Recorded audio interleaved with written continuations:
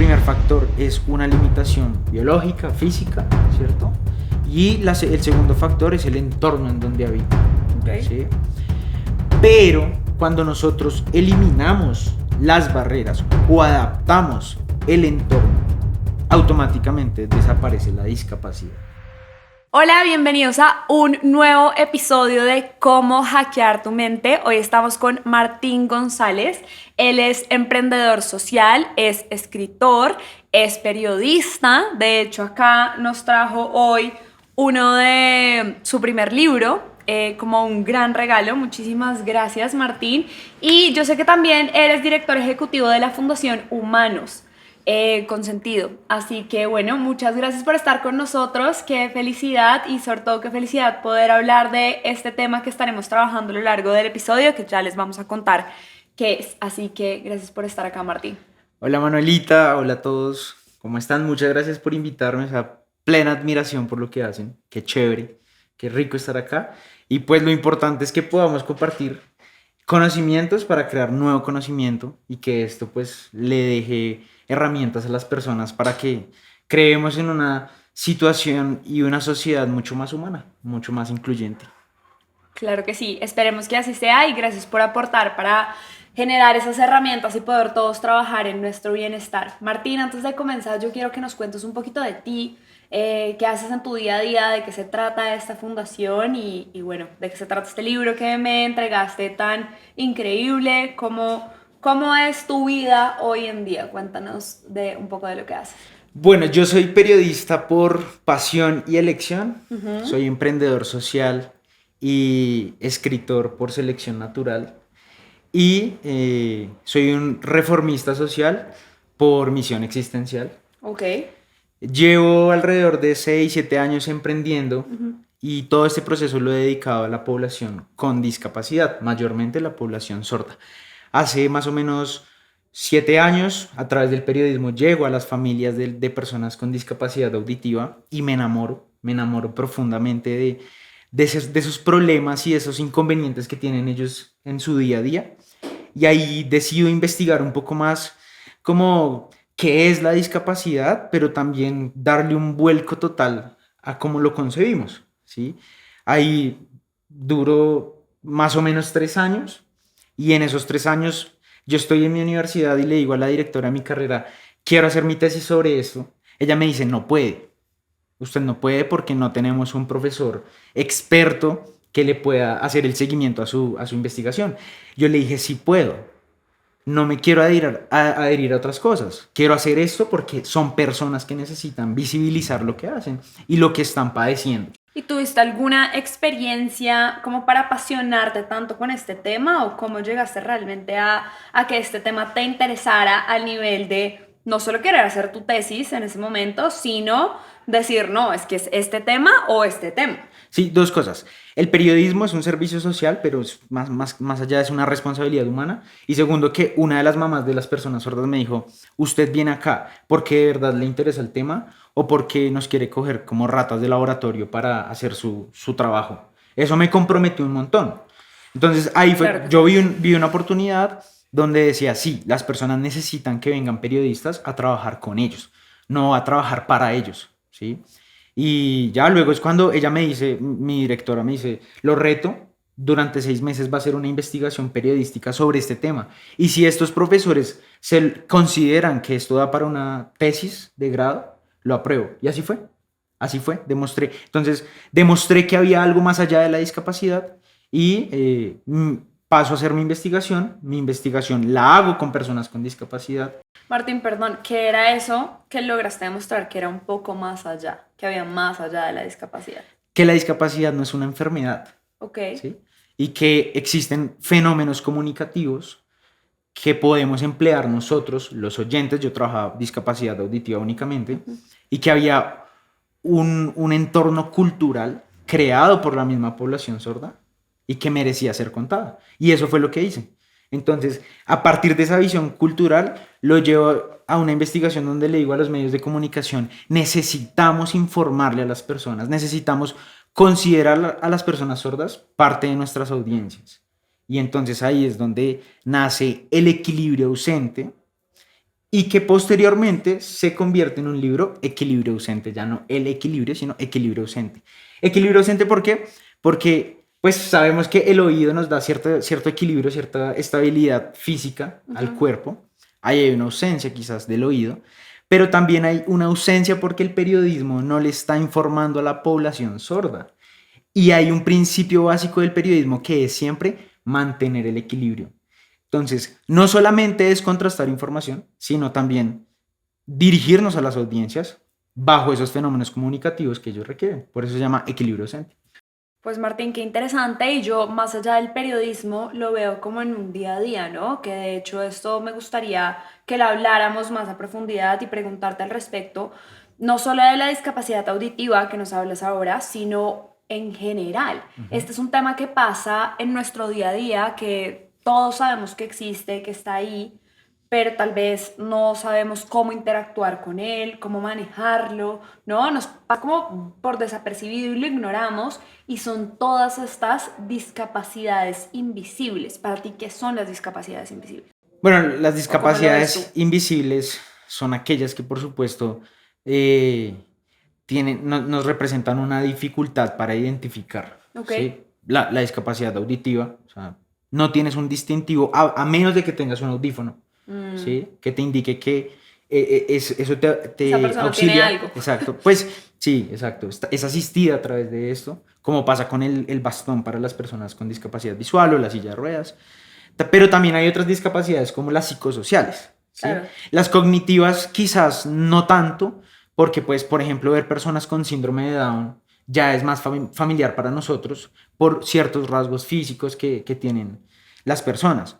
Pero las psicosociales, sí, o sea, es muy difícil de detectar y es muy difícil de identificar en ¿Qué un es primer tiempo. catalogado como psicosocial, como todos los temas mentales, o Sí, que entra dentro de esta categoría, por total. así decirlo? Dentro de las discapacidades psicosociales están las limitaciones estas son discapacidades temporales usualmente. Ok. O sea, porque existen discapacidades temporales y discapacidades que son inherentes a la persona indispensablemente de su tratamiento, ¿sí? Ya.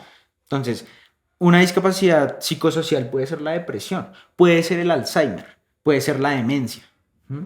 Sí, como todas estas personas que vemos como normales, por así decirlo, no sé cuál sea la palabra, es decir, como que simplemente común y corriente como cualquier otra, pero que tiene realmente alguna limitación o alguna discapacidad en sí, ¿verdad? O cómo lo podemos decir comúnmente, por así decirlo. Sí, digamos, son personas, las personas que tienen una discapacidad psicosocial son aquellas que por lo menos ya han entrado en un tratamiento Ujú. mucho más amplio, que tienen ciertas limitaciones para su participación dentro del entorno y su contacto con el entorno, porque pues no podemos entonces decir que todas las personas que tengan depresión o ansiedad son personas con discapacidad, ¿sí? Ya. Y ahora eso tiene una perspectiva también muy clínica, muy científica y muy legal, y una perspectiva también muy humana. Entonces ya empieza como hay una variable que influye en determinar si es una discapacidad ya determinada o no. Ok, Ujú. perfecto. Y ahí te pregunto desde el desconocimiento, ¿hay una delgada línea con el hecho de llamarlo discapacidad o enfermedad o no? ¿O es lo mismo o cómo se maneja ese tema? No, no es lo mismo. No es lo mismo una discapacidad, cualquiera que sea, no es una enfermedad. Ok, ¿Sí? Por ejemplo, una persona sorda no padece de un dolor en el oído, simplemente tiene una limitación auditiva. Una persona ciega no es que le esté doliendo, no está padeciendo. Una enfermedad se asocia mucho es con el dolor, ¿sí? Con el padecimiento. Y comúnmente decimos, ay, pobrecito, o sea, pobrecita esta persona. No, pobrecita no, porque no está padeciendo. Simplemente esa es una condición de la persona, ¿sí? y como es tipo lo que acabamos de hablar, como psicosocial, de, no sé, que de pronto tenga Alzheimer, que de pronto tenga esquizofrenia, ¿esto sí ya es una enfermedad o también es más una discapacidad? No, son ambas, Ok. ¿sí? Son ambas, ¿por qué? Y eso lo hablaba hace poco con unas personas, porque me decían, por ejemplo, el Alzheimer, pero es que el Alzheimer es una enfermedad que padecen son las personas que están alrededor de la persona que tiene Alzheimer, porque la persona no es Claro. consciente, ¿cierto? Se pensaría. Pero la persona con Alzheimer siente depresión. Así sean 2 minutos, 2 segundos, siente depresión, siente dolor. ¿Y esa depresión que siente es porque es consciente de la enfermedad que tiene o es porque está relacionado a otros temas? No es consciente de la enfermedad, pero se siente abandonada porque no entiende qué está pasando. Ya, Se siente arrojada como a la vida, al mundo, a un abismo. ok. Pasa más por eso. Ujú. Qué fuerte y qué interesante a la vez, ¿no? Estos temas que tenemos ahí tan presentes en nuestro día a día, porque estoy segura, por lo menos en mi caso, no sé en el tuyo, pues escuchamos muchas personas que tienen este tipo de discapacidades y a veces como que simplemente lo pasamos por alto, no sabemos cómo reaccionar ante estos temas, cómo podemos ser de ayuda o de apoyo. Y a mí ahí me encantaría preguntarte de qué se trata esta fundación, cómo ha sido tu experiencia más allá de lo que nos cuentas respecto a la tesis, respecto a tu libro, de cómo llegaste a esto, pero cómo sigue evolucionando toda esta historia con esta población. Bueno, eso se alinea con la pregunta anterior. En humanos nosotros justamente nos llamamos humanos porque tenemos una perspectiva donde lo que resalta es la esencia del ser humano. Ok. ¿Sí? Para nosotros es indiferente si se trata de una mujer, de un hombre, de una persona sorda, de una persona con discapacidad visual, de una persona convencional, es decir, una persona sin discapacidad. Es inherente. Si es adulto, si es joven, nada. ¿Qué hacemos nosotros en humanos? Humanos con sentido, humanos sin H, lo que tiene como objetivo y misión es promover el ascenso social de las personas con discapacidad Ok. a través de procesos de inclusión laboral, de educación incluyente y educación social, inclusión social, ¿sí? Entonces nosotros nos enfrentamos constantemente a dos frentes. El primer frente es la parte de educación superior y el segundo frente es la parte laboral, ¿sí? Sí, hay acciones. El Estado es garante muchas veces de esta movilidad social de las personas para proveer un trabajo, pero usualmente no son trabajos profesionales que les permitan romper esquemas de escasez. Entonces, eso hacemos nosotros. Humanos sin H, ¿por qué? Para nosotros la H es lo más importante. ¿Por ¿sí? qué? Y ahí viene la relación.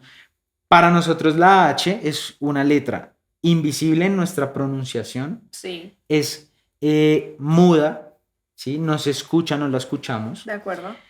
Pero cuando leemos humanos o leemos otra palabra con H, pero que la H no está, irónicamente nos genera ruido, ¿sí?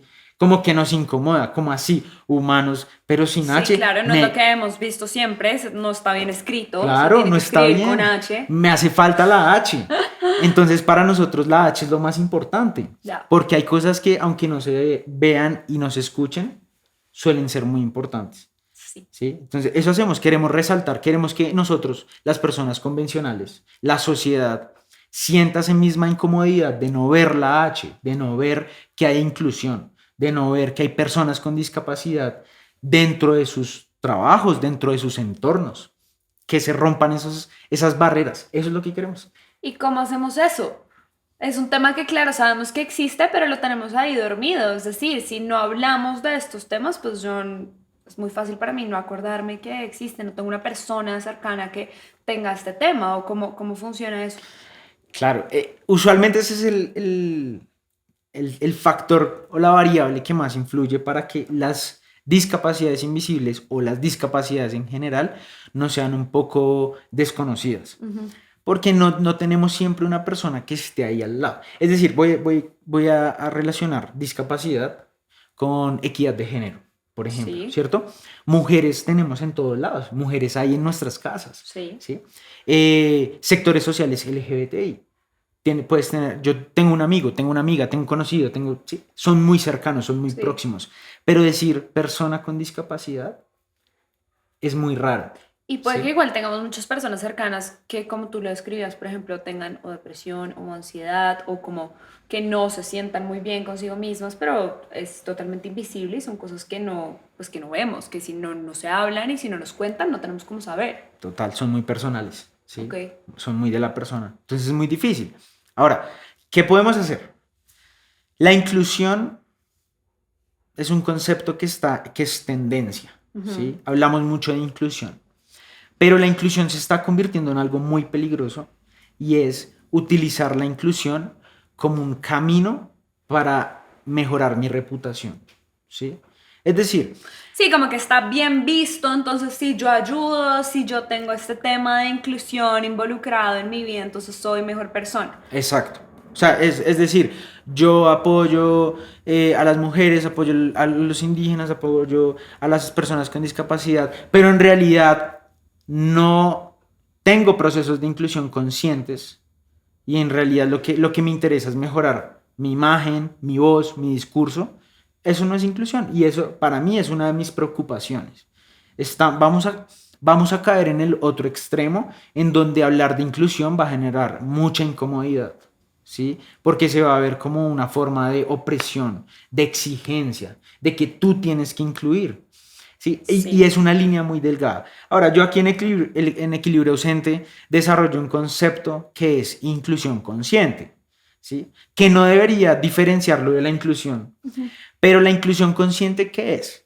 Usualmente entendemos como inclusión el proceso de recibir, de aceptar a la minoría en este grupo mayoritario, ¿sí?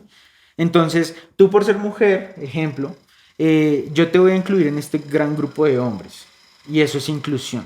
Y en realidad eso no es nada, eso no significa nada. La inclusión consciente es un proceso migratorio en donde las mayorías migran, van hacia las minorías. Entonces, las conocemos, Al revés. las entendemos. Quiero comprender cómo te comunicas, qué sientes, cómo es el mundo para ti. Y a partir de eso, mis actos, mis acciones van en conjunto con tus acciones, con tus deseos. No con tus necesidades, porque yo también tengo necesidades. Ahí es cuando decimos, el ser humano es muy complejo, es un universo. Y a partir de ese universo de grandes diferencias, encontramos la gran riqueza. Entonces, o eres mujer, o eres hombre, o eres X, Y, Z, no importa, eso hace parte de nuestra cualidad de ser humano. Claro. Entonces, eso es lo que hacemos. La inclusión consciente es, oye, tú eres una persona sorda, ¿cómo piensas? ¿Cómo escribes? ¿Me entiendes? ¿Cómo ves el mundo? ¿Cómo naciste? ¿Cómo es tu familia? Esa es la inclusión consciente. Y esto me lleva mucho a pensar lo que te decía esta persona cuando fuiste a hacer como todo este tema de investigación y demás, en donde, bueno, es genuina, digamos, el interés o está acá por obligación, o sea, que utilizó una expresión muy fuerte en cuanto a sentirse como ratas de laboratorio y cuando de pronto a veces por intentar querer hacer más, hacemos menos, ¿no? Y esta población de alguna manera vulnerable, no sé si se deba llamar así, pues se siente aún es más vulnerada en vez de poder estar aportando a toda esta situación que nos mencionas. ¿Cuáles son esos desafíos que has encontrado en todo esto o cuál crees que son como los mayores desafíos en lo cotidiano? Mira, equilibrio docente es una gran descripción de mis angustias. Ok. ¿Sí? Usualmente vemos que las personas con discapacidad tienen barreras, ¿cierto? Y las tienen. Hay limitaciones en el entorno. La CEPAL considera que la discapacidad está compuesta por dos factores.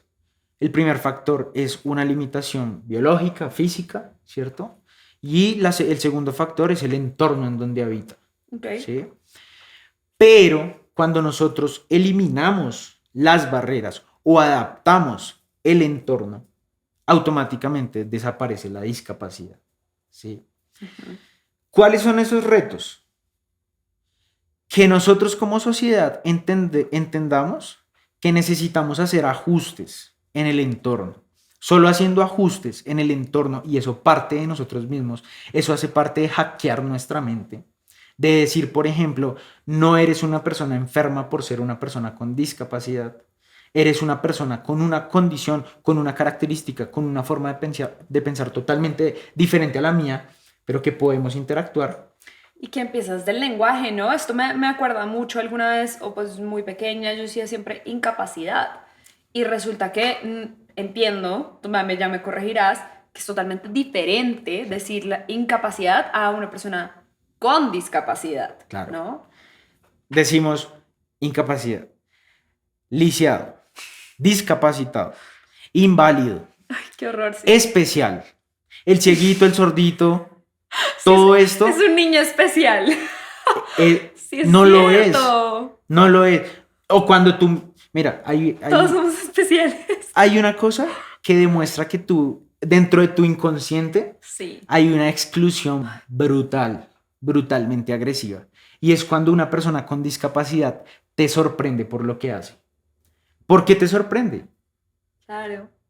¿Por qué te sorprende? Es una persona que puede, que si tiene unos ajustes razonables dentro de su entorno, lo puede desarrollar igual a como yo lo puedo desarrollar. Pongo un ejemplo. Hay una persona con discapacidad visual que trabaja, que es muy cercana a nosotros, es programadora de Spotify. Ok.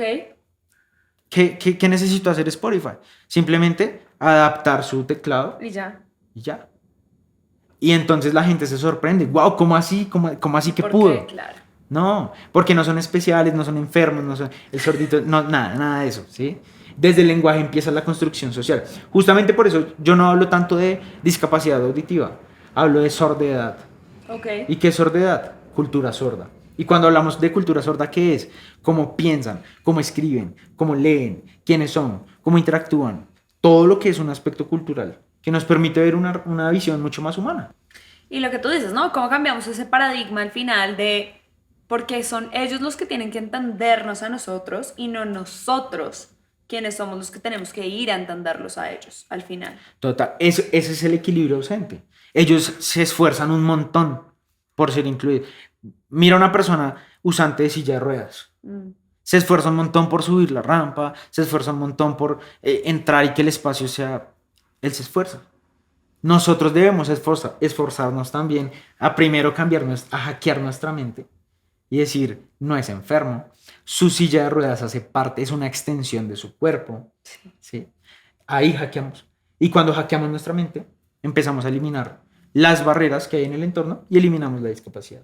Hablando de todo este tema, bueno, no sé si hay alguna experiencia puntual que quieras como compartirnos de estos desafíos o estos retos o que te haya tocado a ti de alguna manera más cercana antes de hacerte mi siguiente pregunta.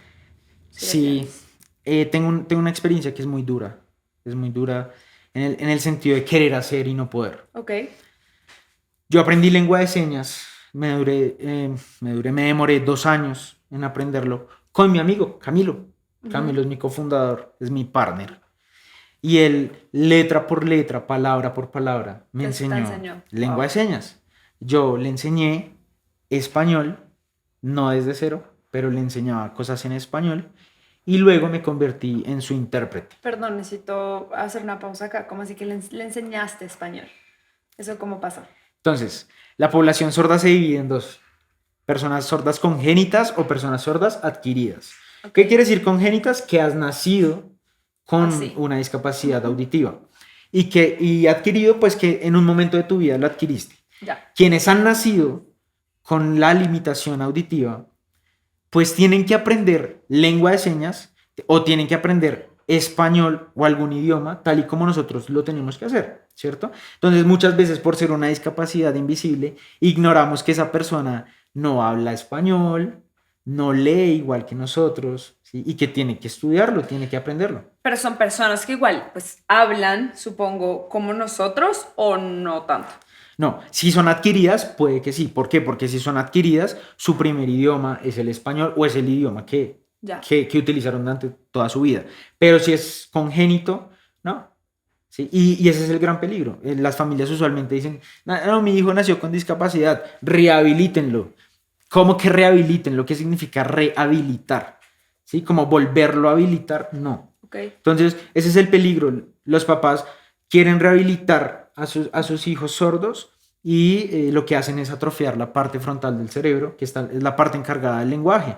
Entonces, aprender lengua de señas es muy difícil, aprender un idioma es muy difícil y de ahí para adelante aprender una profesión, una carrera, lo que sea, es muy difícil porque la parte del cerebro está atrofiada. Claro. Entonces, yo aprendí, me demoré 2 años, pero creamos un curso de lengua de señas orientado a la población oyente con estrategias de aprendizaje certero para nosotros los oyentes. Okay. Y entonces cuando yo me lancé a enseñar esto con Camilo, aparecieron personas sordas diciéndome que yo no podía enseñar lengua de señas. ¿Por qué? Porque no soy una persona sorda. En parte tiene razón de que yo no voy a hacer una seña igual de bien que lo va a hacer esa persona, ¿sí? Porque ellos son mucho más expresivos, dominan mucho mejor el idioma.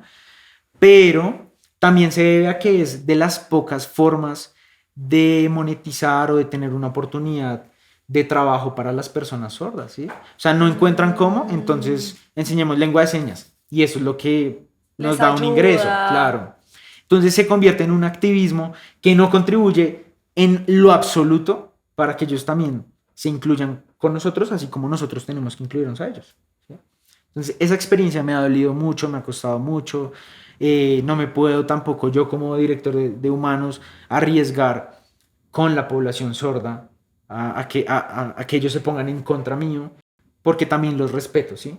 Pero trabajo Sí, qué poco a difícil poco. de manejar porque al final, pues claro, intentando ayudar, intentando al revés, querer aportar y por esa misma población, digamos, sentir ese rechazo o esa negación, supongo que no debe ser algo sencillo, pero lo que tú dices, cada quien también tiene sus razones y habla desde lo que han vivido y seguramente tú mismo nos lo estás comentando, uno de los grandes retos o desafíos en esa inclusión precisamente es que pues a todos nos asombra que esta población pueda hacer cosas tal como nosotros o aún mejor y no debería por qué sorprendernos, pero seguramente por eso también es que solo está en este momento ese pequeño espacio, campo en donde ellos, digamos, se pueden desempeñar, no se pueden porque pueden hacer muchísimas más cosas, pero donde actualmente está ese espacio para que Exacto. se desempeñen pues laboralmente. Exacto. Eso es hackear nuestra mente, hackear ese pensamiento de que son personas con discapacidad. No, simplemente son personas.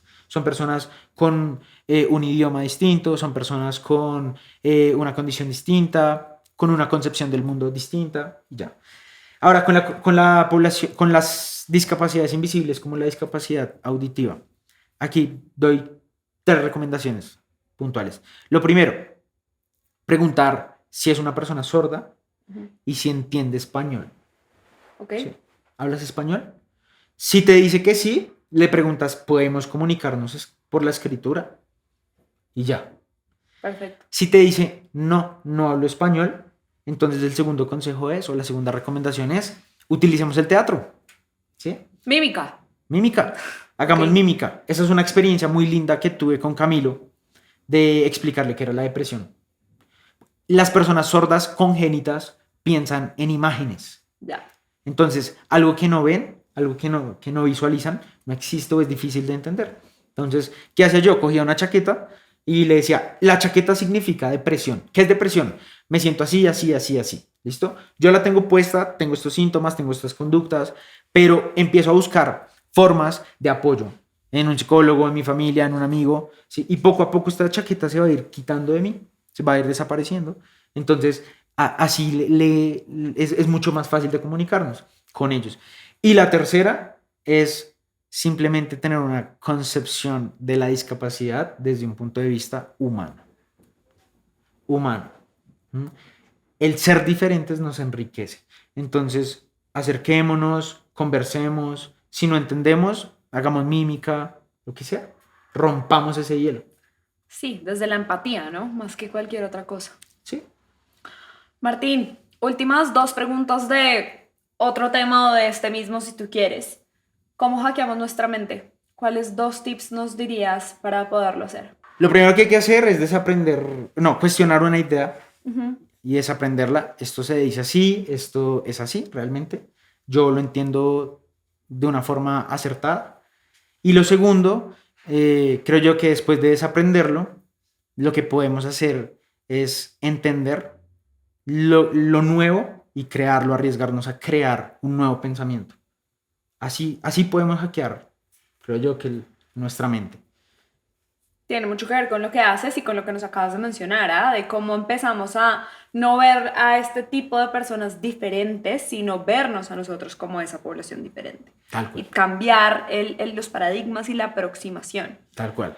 Ok. Es verme distinto, sí, en realidad. Siempre tengo que cuestionarme a mí y cuestionar mi mundo.